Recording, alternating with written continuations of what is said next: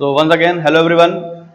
Welcome back to the lecture series of fluid mechanics. This is lecture number 56 of the video lecture series of fluid mechanics, and in this lecture we are going to start a topic that is types of motion of fluid particle. तो दोस्तों last lecture में हम लोगों ने potential function और stream function में numerical solve किया था. अब हम लोग एनालाइज करना है कि अगर कोई फ्लूइड पार्टिकल है वो अगर मूवमेंट कर रहा है तो उसका जो मोशन होगा वो कैसा हो सकता है. कि जैसे कोई फ्लो आप करा रहे हो तो एक पार्टिकल अपना लोकेशन चेंज कर रहा है, यहां से वहां जा रहा है, तो वो फ्लो पाथ कैसा होगा उसका. ठीक है, तो हमें ये चीज आज देखनी पड़ेगी. तो सबसे पहले टाइप्स ऑफ मोशन का मतलब क्या हुआ सिंपल यहाँ पे. तो मतलब हम सिंपल ऐसे कह सकते हैं कि एक जो फ्लूइड पार्टिकल है वो अपने फ्लो के दौरान, जैसे मान लो एक स्पेस दे दिया आपने कि यहाँ से यहाँ फ्लो करना है, तो वो अपने फ्लो के दौरान जो भी हम अभी मोशन पढ़ेंगे चार तरीके का, वो उनमें से कोई एक मोशन फॉलो कर सकता है. ठीक है, या उनमें से कोई दो, कोई तीन या कोई चार. ठीक है, ऐसे हम चार तरह के मोशन स्टडी करेंगे.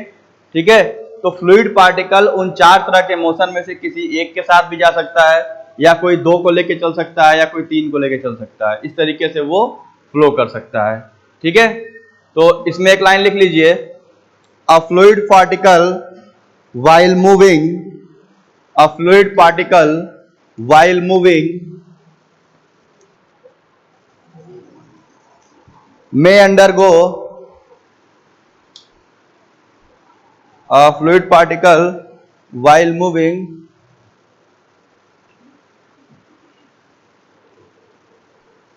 a fluid particle while moving may undergo any one or combination of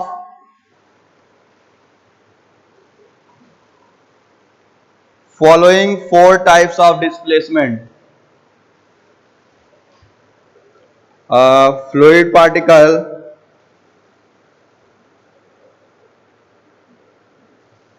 while moving may undergo any one or combination of following four types of displacements.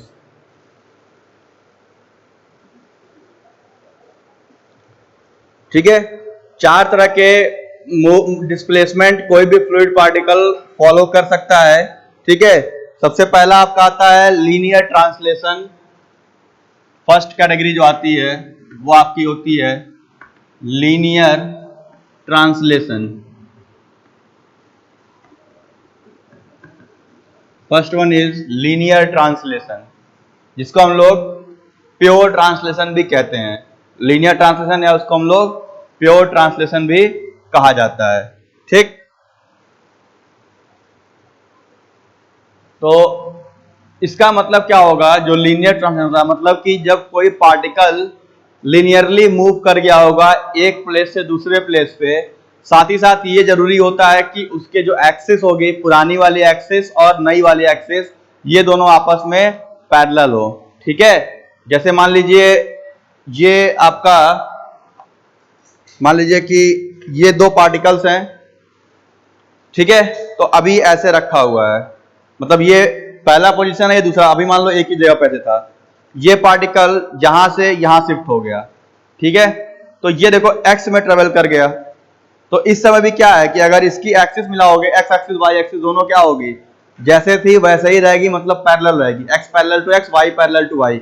अगर इसको ऐसे रखते तो मान लो ये वाई में शिफ्ट हुआ, लीनियर डिस्प्लेसमेंट दिया, तो इस समय भी क्या है, इसकी जो एक्सिस होगी और इसकी एक्सिस क्या आपस में पैरेलल है. ऐसा तो है नहीं कि इंटरसेक्ट ऐसे कर गया है. ठीक है, तो जब कभी भी ऐसा मूवमेंट होता है पार्टिकल का कि पार्टिकल का ओरिजिनल पोजीशन और नए पोजीशन के बीच में जब हम एक्सिस प्लॉट करते हैं तो देखते हैं कि पुराने पोजीशन का एक्सिस और नए वाले का एक्सिस दोनों आपस में पैरेलल है. तो उस तरह के मूवमेंट को हम बोलते हैं लीनियर ट्रांसलेशन. मतलब लीनियरली एक प्लेस से दूसरे प्लेस तक वो चला गया होगा. ठीक है, जैसे अगर मैं एक आपको डायग्राम दिखाता हूं, अगर बन पाए यहाँ पे उस तरीके से, तो जैसे मान लीजिए आप लोगों का ये एक्सिस दिया हुआ है एक्स और वाई, और इसमें ये मान लीजिए कि ए बी सी डी कोई एक ऑब्जेक्ट है. ठीक, ए बी सी डी अब मान लो इसको हमने पीछे ले गए उस डायरेक्शन में, ठीक है। तो अब ये जो पार्टिकल है ये यहां पहुंच गया ऐसे। अगर इसका हम लोग प्लॉट करते हैं एक्सिस तो ये ऐसे मिल रहा होता, A dash B dash C dash D dash.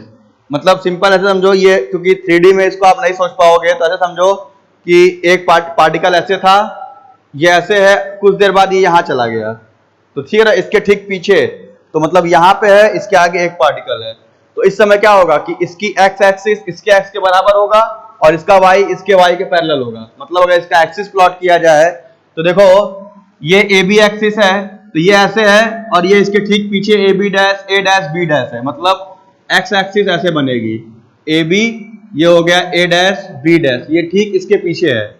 वैसे ही सी डैश डी डैश भी क्या है, ठीक उसी के पीछे होगा। मतलब बस लीनियरली यहां से यहां शिफ्ट किया गया। तो जब ऐसा कोई मूवमेंट होता है या डिस्प्लेसमेंट होता है तो उसको हम लोग बोलते हैं लीनियर ट्रांसलेशन या प्योर ट्रांसलेशन। तो अगर लिखना हो तो इसमें लिख लीजिए, linear translation is defined as the movement of fluid element in such a way that it moves bodily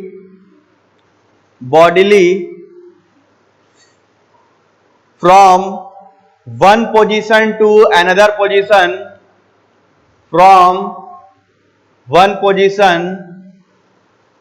to another position, and the two axes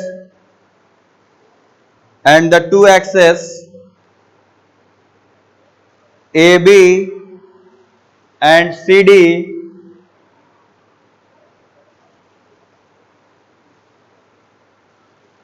represented in new position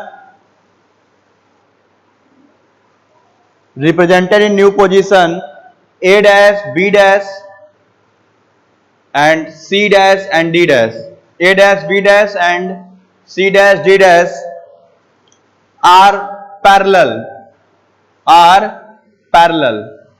मतलब क्या हुआ कि जो ये पुराना वाला पोजीशन था और नए वाले पोजीशन की अगर बात करेंगे, कंपेयर करेंगे, तो x parallel to x, y parallel to y रहेगा। तो इस तरह के मूवमेंट को हम लोग बोलते हैं लीनियर ट्रांसलेशन या प्योर ट्रांसलेशन। मतलब लीनियर मूवमेंट, किसी एक डायरेक्शन में पूरी बॉडी शिफ्ट हो गई है, ठीक है। जैसे अगर मैं यहाँ पे खड़ा हूं तो मैं 2 कदम आगे चला जा रहा हूं, तो इस तरीके से लीनियर डिस्प्लेसमेंट हुआ है कि मैं एक ही लाइन में इसके आगे चला गया, तो मेरी जो एक्स एक्सिस थी वहीं पे है, वाई एक्सिस भी वहीं पे है। तो पुराने वाले से अगर ट्रेस करोगे तो दोनों आपस में पैरेलल निकलेंगे। तो सेम वही चीज यहां पर भी है, ठीक है। तो ये ड्रॉ कर लो लीनियर ट्रांसलेशन के लिए।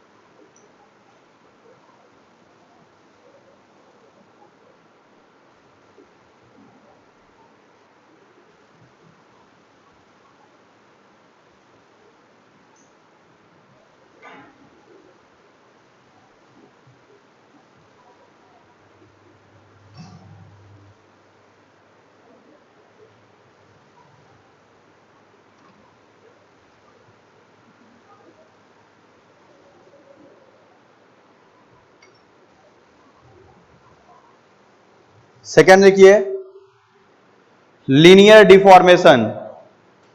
सेकेंड टाइप ऑफ मोशन में लिखिए लीनियर डिफॉर्मेशन।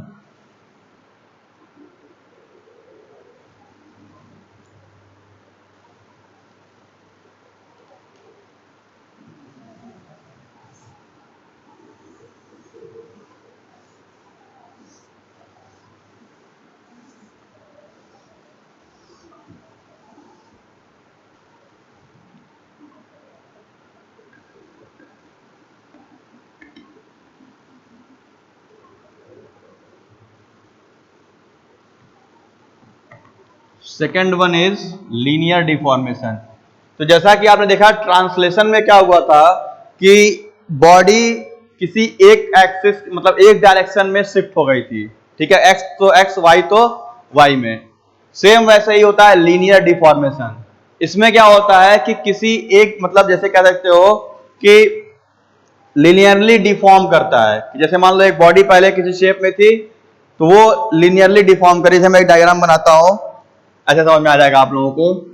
मान लो ये पहले एक बॉडी था, ठीक है, ए, इसका मान लो एक्सिस बनाते हैं, ज्यादा अच्छा रहेगा। ए बी सी डी, ठीक है। अब अगर ये डिफॉर्म कर रहा है लीनियर, तो इसको ऐसे पकड़ के यहां से खींचा गया, तो मान लीजिए इसका शेप ऐसे बन गया। देखो अब इसमें क्या हो गया, एक्सिस देखो इसकी, ये हो गया A dash B dash C dash, sorry C dash और ये डी डैश। तो दिख रहा है यहां पे कि जब बॉडी को लीनियरली डिफॉर्म किया गया, मतलब किसी एक डायरेक्शन में से पकड़ के खींचा गया उसको, तो बॉडी डिफॉर्म कर गई। तो ऐसा कोई डिफॉर्मेशन जिसमें आपका एक्सिस कह सकते हो कि वही की वही है, मतलब एक्सिस पैरेलल ही रहेगी, एक्सिस चेंज नहीं करती है, ठीक है। मतलब कहने का यह है कि अगर इस पोजीशन और इस पोजीशन को ट्रेस करोगे ऐसे रख के, मतलब यहीं से खींचा गया इसको, ये चीज को इंपोज करो इसके ऊपर, ठीक है, मतलब इस इमेज को इसके ऊपर रखोगे, क्योंकि भाई इसी को खींचा गया पकड़ के। ये कह सकते हो कि प्रीवियस इमेज है और ये आफ्टर की इमेज है, मतलब ठीक है, ये पहले की इमेज है, ये बाद की इमेज है डिफॉर्मेशन की। तो इसको अगर सुपर इंपोज किया जाएगा तो हम ये देखेंगे कि जो दोनों एक्सिस है एक्स और वाई, यानी ए डैश बी डैश और ए बी और सी डैश डी डैश और सी डी, ये एक्सिस आपस में पैरेलल होगी। क्यों? क्योंकि भाई डिफॉर्म कर रहे हो तो क्या उसको खींच रहे हो पकड़ के, एक्सिस चेंज नहीं कर रहे हो। तो एक्सिस क्या है, X parallel to X, Y parallel to Y, ठीक। तो इसको लिखना हो तो लिख लीजिए इसमें statement, it is defined as the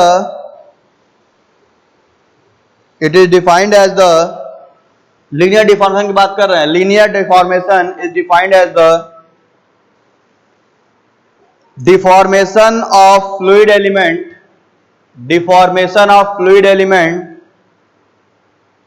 in linear direction, deformation of fluid element in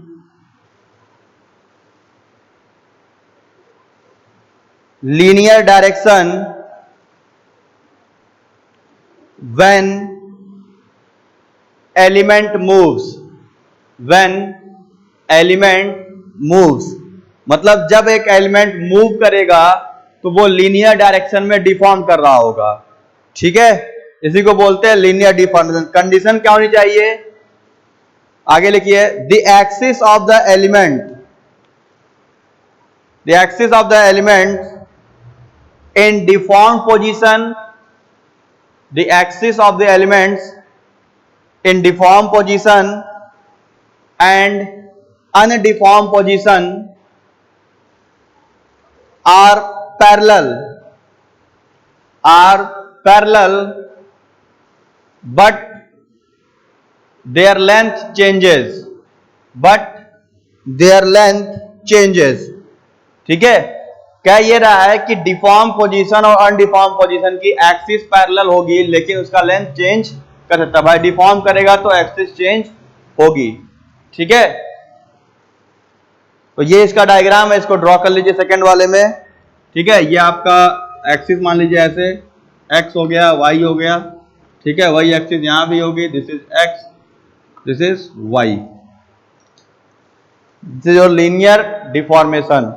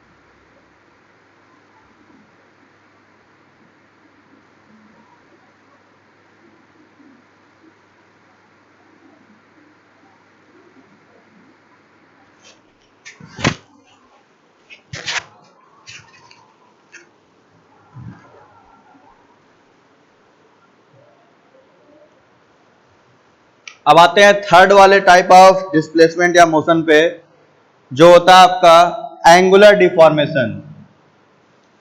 third आपका है एंगुलर डिफॉर्मेशन।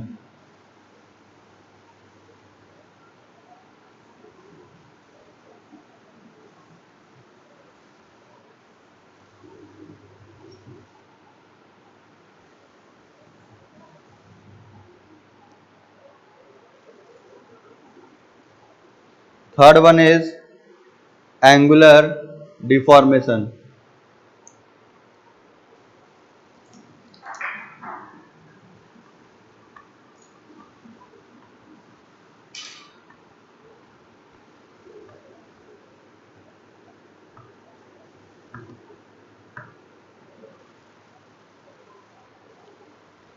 ठीक है, एंगुलर डिफॉर्मेशन को निकालना पड़ता है, इस पे क्वेश्चन भी आते हैं। इसी को हम लोग नॉर्मली शियर डिफॉर्मेशन भी कहते हैं। एंगुलर डिफॉर्मेशन को ये तो कि इसको अगर हम एंगुलर डिफॉर्मेशन कह रहे हैं तो इसी को हम लोग कह सकते हो कि शियर डिफॉर्मेशन भी कहा जाता है।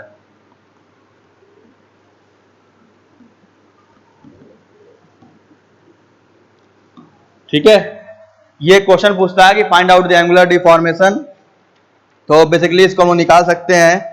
एंगुलर डिफॉर्मेशन बेसिकली आपका फॉर्मूला होता है, इसको हम निकालते हैं। इसको ना तो नोट कर लीजिए, angular deformation that is equal to, या पहले समझ लो होता क्या है। जैसे मान लो एंगुलर डिफॉर्मेशन ऐसे समझो आप लोग कि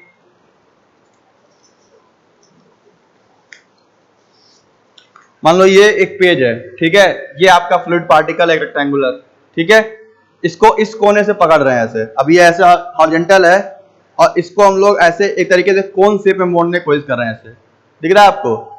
तो एक इसका मतलब जो ओरिजिनल था ऐसे था, इसको हम लोग ऐसे चेंज कर रहे हैं, ट्विस्ट कर रहे हैं, तो कुछ थीटा में डिफॉर्म होगा।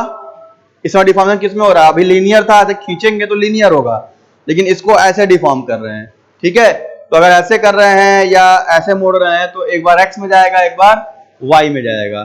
तो एंगुलर डिफॉर्मेशन कह सकते हो, सिंपल कह सकते हो कि जो एवरेज होता है आपका कि दोनों साइड में कितना एंगल चेंज कर रहा है डिफॉर्मेशन में, वो होता है एंगुलर डिफॉर्मेशन। तो सबसे सिंपल है, क्योंकि यहाँ डायग्राम इसका बन नहीं पाएगा उतना, अगर ऐसे रफली मैं स्केच करूं तो पॉसिबल है। जैसे मान लो, देखता हूँ, ट्राई करता हूँ बन जाए। एक्स हो गया, वाई हो गया, ये मान लीजिए आपका एक एलिमेंट है, ठीक है, इसकी एक्सिस हो गई ए बी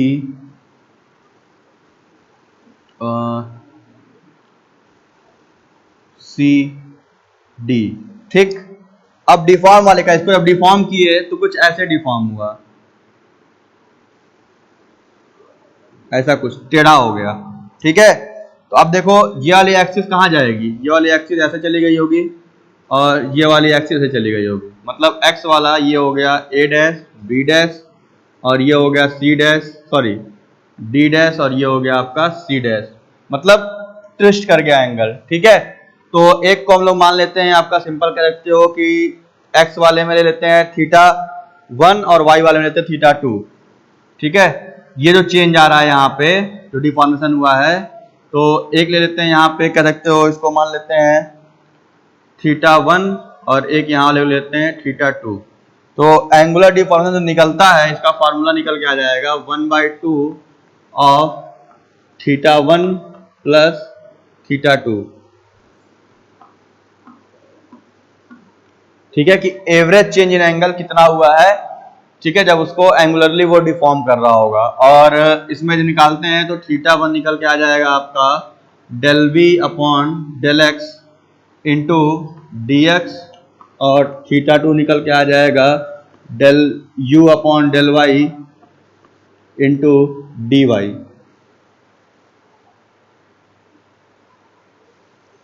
ठीक है, और जब इसको यहाँ पे वैल्यू पुटअप कर लेंगे सारा, तो इसको रखने के बाद हम लोग का जो फॉर्मूला निकल गया है, वैल्यू पुटअप करोगे तो आप सिंपल कह सकते हो कि जब इसको रखेंगे हम लोग, शियर डिफॉर्मेशन का फॉर्मूला निकालते हैं तो पूरा एवरेज निकाल के जोड़ने पे जो वैल्यू निकल के आएगी वो हो जाता है शियर डिफॉर्मेशन। ये आपका निकल के आता है 1/2, या इसको अलग नोट कर लो, ठीक है, यहाँ पे ले लेते हैं शियर डिफॉर्मेशन, इसकी जो वैल्यू आएगी that is equal to 1/2 del V upon del X plus del U upon del Y. ठीक है, तो दोनों एक ही चीज है, एंगुलर डिफॉर्मेशन या शियर डिफॉर्मेशन। तो फॉर्मूला याद रखो कि एवरेज ऑफ दोनों एंगल निकाल लेते हैं, या अगर एंगल नहीं दिया है तो हम इससे निकाल लेते हैं 1/2 del V upon del X plus del U upon del Y. Note कर लो, स्टेटमेंट लिखना हो तो लिख लो। It is defined as the angular deformation is defined as the angular displacement is defined as the average change in the angle contained by two adjacent sides. It is defined as the average change in the angle of the two adjacent sides of the two adjacent sides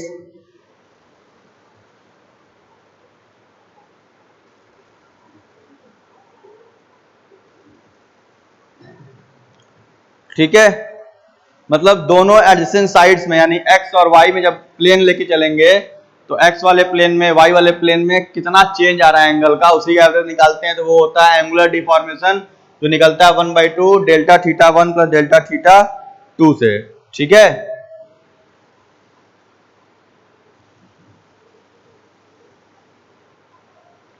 और इसको change कर लो simple, ये theta 1 del B upon del X ही रखो। ठीक है, ये del U upon del Y ही रखो। ठीक है, तो यही आपका एंगुलर डिफॉर्मेशन होगा, और इसी को हम लोग बोलते हैं शियर डिफॉर्मेशन। तो ये निकल के आता है 1/2 del V upon del X plus del U upon del Y, दोनों एक ही चीज है। अगर एंगल पे दिया हुआ है तो एंगुलर डिफॉर्मेशन आप निकाल सकते हो या शियर डिफॉर्मेशन, दोनों का मतलब एक होता है। अगर न्यूमेरिकल में एंगुलर चेंज दे रहा है तो उसका एवरेज निकाल लोगे, average change in the angle, और नहीं दिया है तो मान लो वेलोसिटी कंपोनेंट दे रहा है यू और वी, तो वो यहाँ से निकलता है। इस पर न्यूमेरिकल्स आते हैं एग्जाम में, तो हम लोग इसको न्यूमेरिकल भी सॉल्व करेंगे आगे। तो अभी इसको नोट कर लीजिए, यहाँ पे फॉर्मूला इसका शियर डिफॉर्मेशन कह सकते हो, इसी को हम लोग बोलते हैं, ये जो फॉर्मूला है शियर डिफॉर्मेशन, इसी को बोला जाता है shear strain rate. Shear strain rate, ठीक है, ये चीज, ये आपका होता है शियर स्ट्रेन रेट या शियर डिफॉर्मेशन। तो न्यूमेरिकल पूछ सकता है कि find out the shear deformation, या ऐसे कह सकता है find out the shear strain rate. तो शियर स्ट्रेन रेट आप इससे निकाल सकते हो। ठीक, इसको नोट कर लीजिए आप लोग, ये इंपॉर्टेंट है, इस पर न्यूमेरिकल्स आए हुए हैं आपके।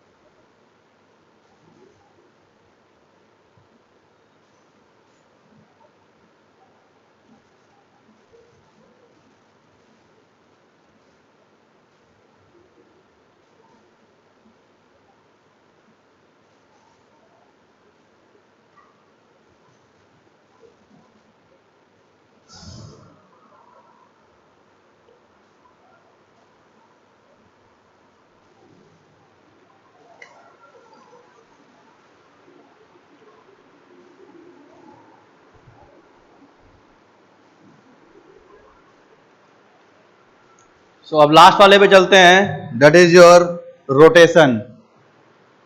तो इसको मिटा देता हूं इसको।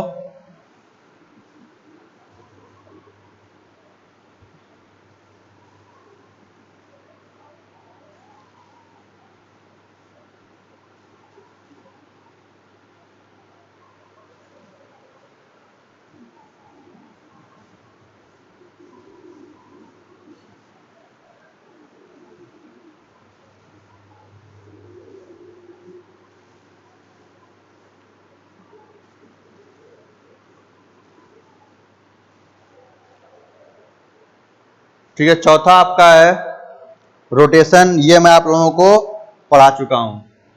ठीक है, फोर्थ वन इज रोटेशन। ये आपको पोटेंशियल फंक्शन में कंडीशन डिराइव करने में कराया गया था, जिसको हम लोग ओमेगा से लिखते हैं। अगर किसी को याद होगा तो ओमेगा जेड निकलवाया गया था। ठीक है, कितना होता है 1/2 del V upon del X minus del U upon del Y. ठीक, फिर हम निकाले थे ओमेगा एक्स, ये कितना होता है 1/2। ठीक है, और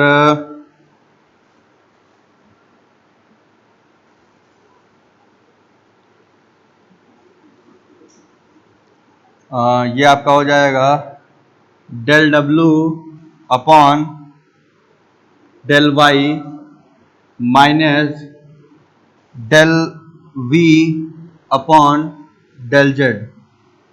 ठीक है, इसके बाद तीसरा निकाले थे हम लोग ओमेगा एक्स, ये होता है आपका 1/2 सॉरी ओमेगा वाई 1/2 और y हो गया v, v के पहले u del u upon del z minus u पहले आ जाएगा w del w upon del x।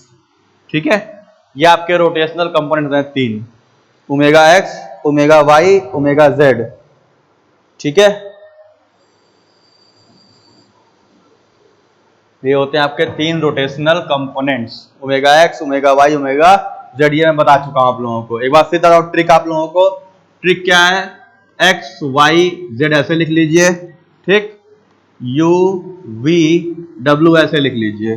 ठीक, और मैंने कहा था आप लोगों से कि डायरेक्शन में हम लोग क्लॉकवाइज चलते हैं, तो आप लोग को ऐसे चलना है, और वेलोसिटी में हम लोग एंटी क्लॉक चलते हैं, तो हम लोगों को इसमें एंटी क्लॉक चलना है इस तरीके से। ठीक है, वेलोसिटी में एंटी क्लॉकवाइज, क्योंकि ये फॉर्मूला आपको याद नहीं रहता है तो इसके लिए एक ट्रिक है ये सिंपल सी, और इसमें हम लोग चलते हैं क्लॉकवाइज डायरेक्शन में। ठीक, क्या करते हैं इसमें सिंपल, हमें मान लो ओमेगा जेड निकालना है, तो हम जेड पे रहेंगे। ठीक है, उसकी वेलोसिटी डब्ल्यू होती है, तो वेलोसिटी में किधर जाएंगे एंटी क्लॉक, तो डब्ल्यू के पहले आएगा वी, तो यहाँ आ गया डेल वी। ठीक है, फिर z के बाद डायरेक्शन में कहा जाएंगे क्लॉकवाइज, तो z के बाद आएगा x, तो del V upon del x हो गया। इसके बाद कहा जाएंगे x के बाद y आएगा, तो नीचे देखो y है, v के पहले क्या आएगा u, तो ये होगा del u upon del y। अब आते हैं ओमेगा x निकाल लो, या इस पे रखते हैं, ये नजदीक है आपका ओमेगा y, तो ओमेगा y यानी y पे हो, वेलोसिटी v है तो कहाँ जाओगे u पे, यहाँ आ गया डेल u, और कहाँ थे y पे थे, डायरेक्शन में कहाँ जाओगे z, तो del u upon del z हो गया। फिर वैसे ही आपका u के पहले कहाँ होगे w, तो डेल w हो गया। z पे थे कहाँ जाओगे x पे, del w upon del x। 1/2 सब में कॉमन होगा, माइनस साइन कॉमन होता है। तो ये एक सिंपल सी ट्रिक है rotation find out, rotation formula याद करने की, क्योंकि ये काफी कंफ्यूजिंग होता है।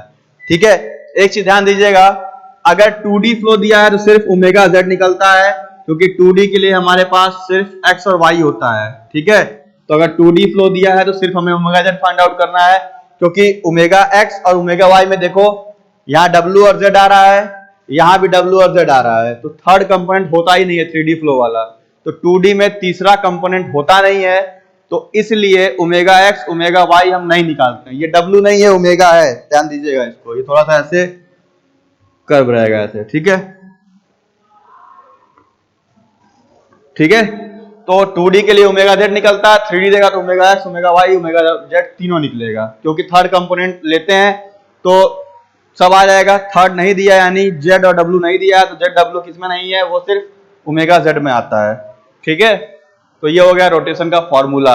अब अगर किसी फ्लो में, ठीक है, पॉइंट क्या है, अगर किसी फ्लो के गिवन फ्लो पे इसको लगाते हैं, अगर इनकी वैल्यू कुछ आती है, मान लो ओमेगा जेड की वैल्यू कुछ आएगी, ओमेगा एक्स की वैल्यू कुछ आएगी, ओमेगा वाई की वैल्यू कुछ आती है, तो जो वैल्यू आएगी, ठीक, अगर उसकी वैल्यू कुछ है तो that is your rotational flow होगा। मतलब कह सकते हो कि अगर रोटेशनल कंपोनेंट मिलता है यानी कुछ पॉजिटिव वैल्यू देगा तो रोटेशनल फ्लो होगा, और अगर omega Z, omega W, omega Y, omega X जो भी है, ठीक है, ये तीनों में से तीनों अगर जीरो आ रहे हैं या कोई भी रोटेशनल कंपोनेंट निकालते हो अगर वो जीरो आता है तो यानी रोटेशनल कंपोनेंट ही जीरो हो गया, तो वो इररोटेशनल फ्लो हो जाता है। ये चीज ध्यान देना। अगर कहेगा कि prove that this is type of irrotational flow, तो आपको रोटेशनल कंपोनेंट निकाल के वैल्यू रखनी है, जीरो करके दिखाना है उसको। अगर जीरो नहीं आता है तो लिख दोगे कि this is not a irrotational flow. ठीक है, क्योंकि भाई रोटेशनल कंपोनेंट अगर कुछ आएगा तो भाई वो रोटेट कर रहा है, नहीं आएगा तो वो हो गया आपका इररोटेशनल फ्लो। ठीक है, तो ये नोट कर लो। इसी के बाद एक आता है वोर्टिसिटी, वो भी लिखवा दे रहे हैं, इसको नोट कर लो पहले।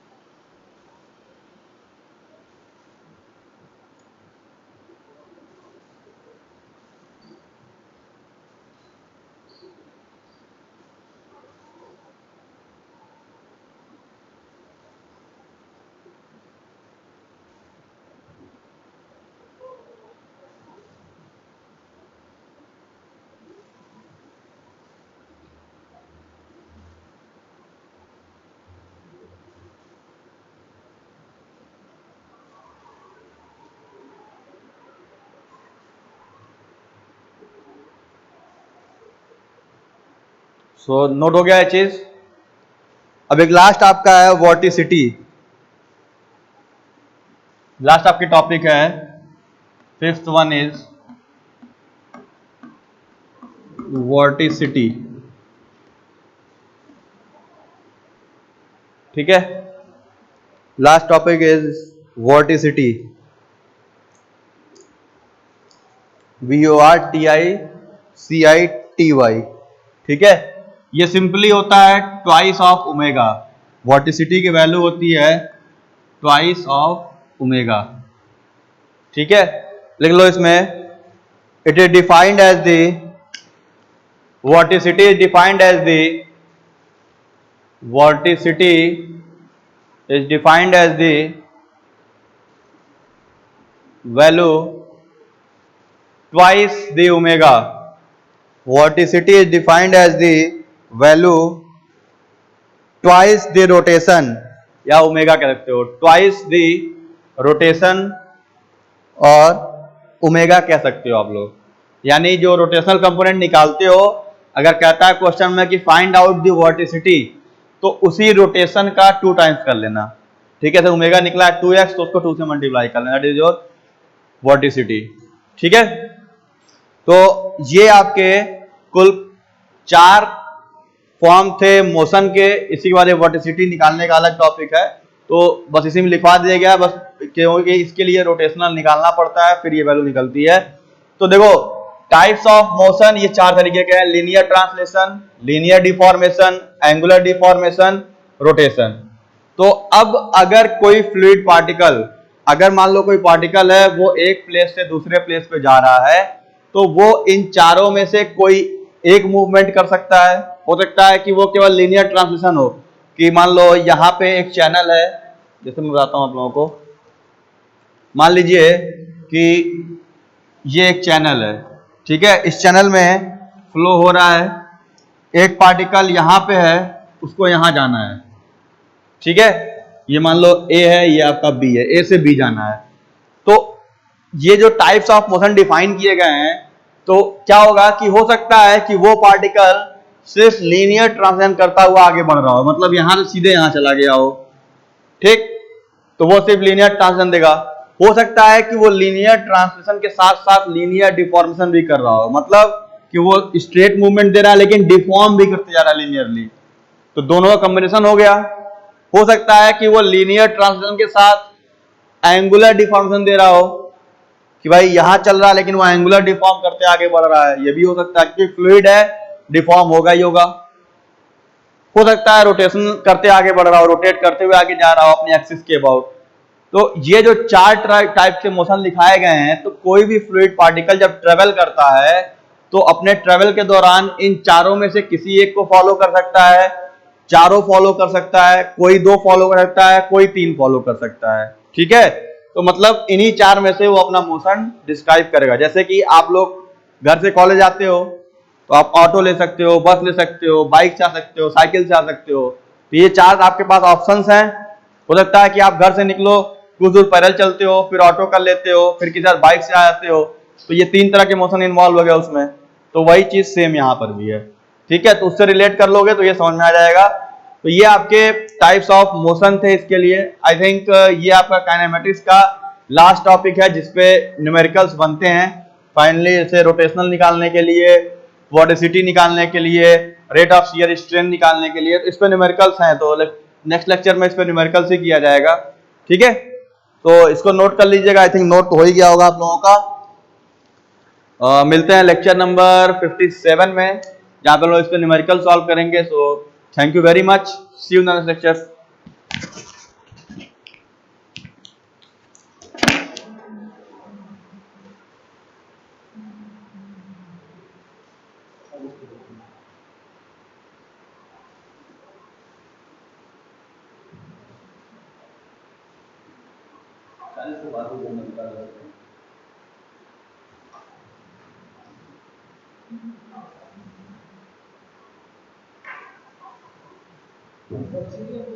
साइन बनाया था सर, तो उसी कोई साइन है, सिंबल नोट करना नाम याद